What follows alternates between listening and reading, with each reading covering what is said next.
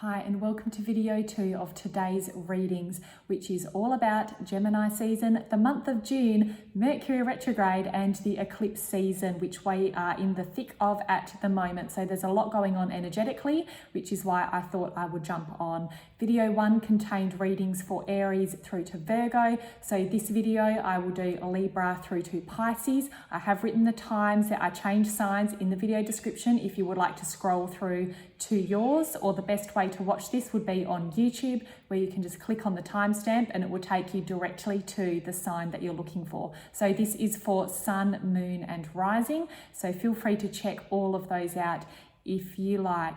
Okay guys, let's jump straight in. If you would like to work with me, check out higherpathhealing.com.au, where you can see that I do little emergency readings which are available within 24 hours, or if you can wait 5 days, I've got a 5-day option, or you can book in for a full tarot reading and or healing session with me as well, which is over Zoom. All right, so let's have a little look what we've got on the cards for Libra. Hey Libra, how you doing? Let's have a look. What do we got for Libra today?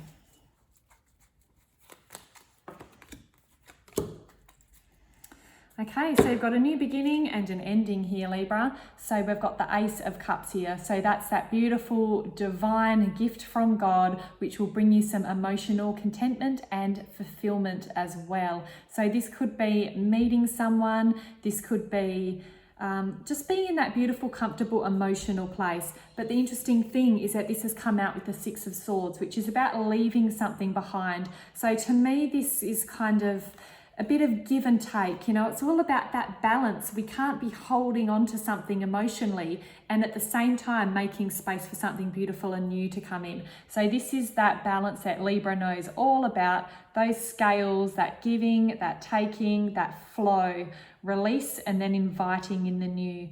Okay, so this is about leaving behind what isn't working anymore, releasing the past with grace. Obviously, we can't deny what's happened and avoid it, cognitive dissonance, that kind of thing. We don't want to do that. But this is just about healing and processing what's happened to make way for something beautiful and new to come in, which is all about what the eclipse season is about too, right? It's that balance between the light and the dark, and releasing in order to elevate and transcend what's happened before us and to move into a really beautiful new space. So I love those cards for you, Libra. And let's have a look at an affirmation for you as well. Empathy. I'm open to seeing both sides of a situation. That came out for, I think it was Taurus as well, this particular affirmation. So it must be some Venus vibes in there, since Taurus and Libra are both ruled by Venus. Okay, let's move on to Scorpio. Let's give these guys a shuffle.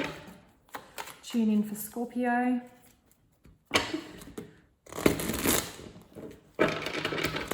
All right, what do we got? Okay, so we've got the 10 of Wands. So this is that burden feeling. This is the feeling of going through it all alone. No one's around to help you, but you're just about home. This is that final leg in that long journey. You're tired, you're exhausted, you're over it, but you're almost there. So it's about really tapping into that bit of strength. And, you know, Scorpio's so resilient and can really, you know, push the limits physically, mentally, emotionally with yourself. So I feel like this is where you're at. You might feel like you're almost at breaking point, but you're so close. This is about really getting into that perseverance energy and getting it home, going that last extra mile to get you where you need to go. And look at this. That home is literally welcoming you with open arms. So I love that. You can see the little house in the background down the bottom of that card there, and then up close, you've made it. You're so close to being there. So just pushing through that last little bit. Do not give up now. You're so close to that victory and to that beautiful welcoming energy. The reward is just around the corner for you, Scorpio. I love that energy. That's so beautiful. Okay, let's have a look at an affirmation for you around this as well. Freedom. I possess the power and the free will to create my own happiness. So if this is you, this has been you trying to set up that freedom and happiness that you're craving, you know, this could be very well what this is. You're just about there, okay? That reward is coming, as I said. Love that. Love, love, love. Okay, let's have a look for Sagittarians. Let's have a look what Saggy vibes we got going on.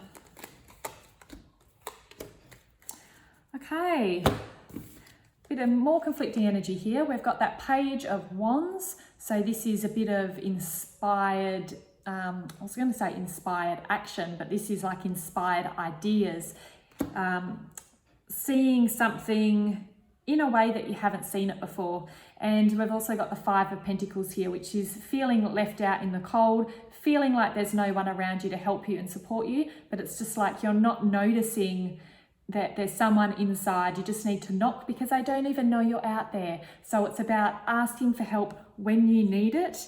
And I can't help but every time I look at this, feeling a bit of that pity party energy. So it's just about really taking control back, and it is okay to reach out and ask for help when you need it. And I feel like this is what that energy is about. It's about seeing things a little bit differently. This might be swallowing your pride and asking for help, or saying, you know what, something in my life isn't working. I need to change something. And that's where this guy comes in too. It's that inspired, I don't even know the word I'm looking for. It's not inspired action, it's not inspired perspective, but it's kind of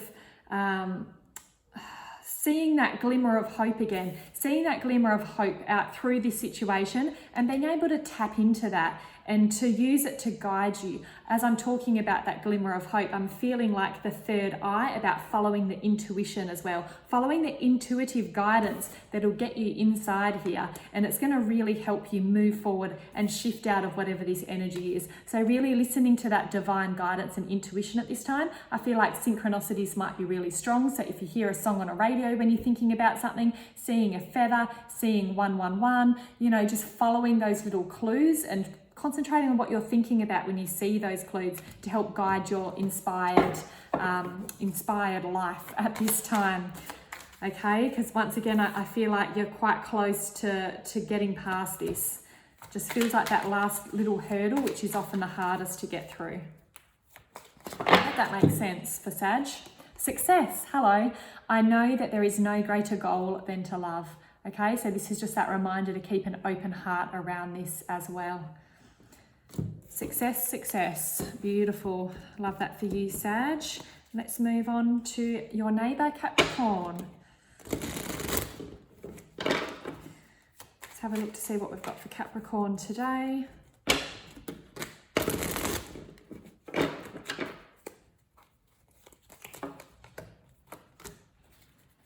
Okay, having a few repeating cards today. The first one we haven't seen yet, the Four of Cups. And this is coupled with the Eight of Wands. So if you have been stuck in this energy, as I just talked about with Sagittarius, this card also feels a little bit like a pity party energy. It's about not being able to see the forest for the trees. You know, he's so focused on the cups that have been a disappointment. He's been at a loss. They just haven't worked out. This is emotional letdown, emotional disappointment. But he's so stuck in that energy that he can't see the cup that's literally putting itself in his face. And it's coming from the universe, you know, these clouds reaching out, or God, whatever you want to call this energy. It's that gift coming in, but just can't see it, you know, just too busy looking at those other three cups on the ground, which have been very uninspiring, to be honest. And the next card we've got is the Eight of Wands. So this is a very different energy. If you've been stuck in this and you have been actively working to heal it and look at it, this is a very positive sign that it's shifting very quickly now. If you've been completely avoiding this, it's going to hang around for a bit longer. But this is telling you this is a very supportive time to move past it at the moment. So really different energies once again here, and very high potential for healing. And yeah, I feel like that there might be someone that can help you through this. So reaching out, if someone does come to mind, that you can kind of bounce ideas off or get that different perspective from at this time as well. So if that's an option for you, to look at it as well. And I'm really drawn to this tree. Go and hug a tree, get grounded as well, Capricorn. I've got a Capricorn sun who is the world's biggest tree hugger, self-proclaimed, and it's so nurturing for the soul, especially for these earth signs like Capricorn, Taurus, Virgo. So yeah, go hug a tree, guys. That applies for everyone watching this. And let's have a look for an affirmation. Guilt. I release any beliefs that no longer assist in my soul's growth. So if you're feeling guilt around what hasn't worked, let it go. Okay, it's all there as a tool to grow. If we make a shit decision and we hurt others, we don't need to punish ourselves forever. If we've learnt the lesson, we can move on and learn. You know, that's why we're here, to grow. And we're here to make mistakes. That's how we learn. So if you're beating yourself up, Capricorn, cut it out. Okay, Aquarius, let's have a look. Oh, major arcanas for you. Standard, the Emperor. So you got some Mars energy and Temperance, Saggy energy. Okay, so I'm really drawn to what he's holding in his hand there. To me, this is, once again, it's about balance. You've got the cups pouring in from one to the other. It's about not being so, you know, Aquarius is a fixed sign. It's that fixed air energy. So you can get very passionate, riled up and fixed on the way that you see things because you are so smart and intellectual and you've done the research and you know exactly it's just so in your head. But at the same time, if you get so fixed, you're not allowing that information transfer. You know, things change. Things are fluid. If we're that stuck, we're just going to cause ourselves pain. And, you know, you might be right today and wrong tomorrow about something. So it's about finding that flexibility and that flow state, while still just being, you know, you can be grounded in who you are, but don't be so attached to the ideas and beliefs that you hold that it restricts you from that further learning and growth, which Sagittarius is calling out for. So it's really about getting into that ebb and flow. There's so much red in this and so much blue with the water in this, and plus those big red wings. So to me, it's like you can incorporate all of this energy into this and still find that softness and that flow. An Aquarius symbol is the water carrier. So even though this is a card of Sagittarius, there's that element and that symbolism of the water carrier Aquarius in this card too. So softening the emotions, softening the heart, and you can still be firm in what makes you you, because that's special and unique, but just not being defined by your beliefs is the really big message for you, I feel, with that Aquarius, because that's just going to limit your growth. Okay, what do we got? Honesty. I can't always expect the truth from others, but I can expect it from myself.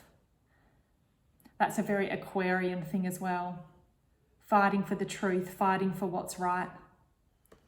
I can't always expect the truth from others, but I can expect it from myself. Okay, let's move on. Last but not least, little Pisces. Let's go. I shouldn't say little Pisces. That sounds so condescending. Sorry, Pisces. Big Pisces, big strong Pisces. Okay. Every time I think of Pisces, I just think of my little goldfish. Okay, let's have a look for Pisces.